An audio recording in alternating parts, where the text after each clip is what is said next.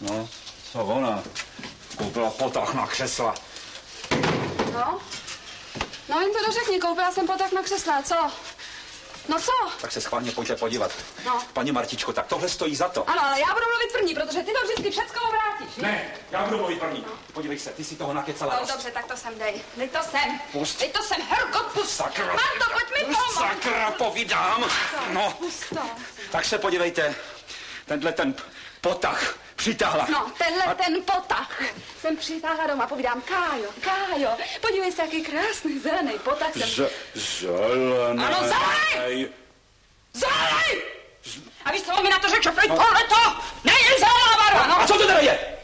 To je zelená barva. Paní Martičko, je tohleto zelená barva. Já nevím, a co to teda je. Zelenkavá, no to je u mě zelenkavá barva, žádná zelená! Tak ho vidíš, zelenkavá. Nepraštěla bys ho? Kvůli tomu se hádáte. Tady jde, paní Martičko, tady jde o princip zelenkavá.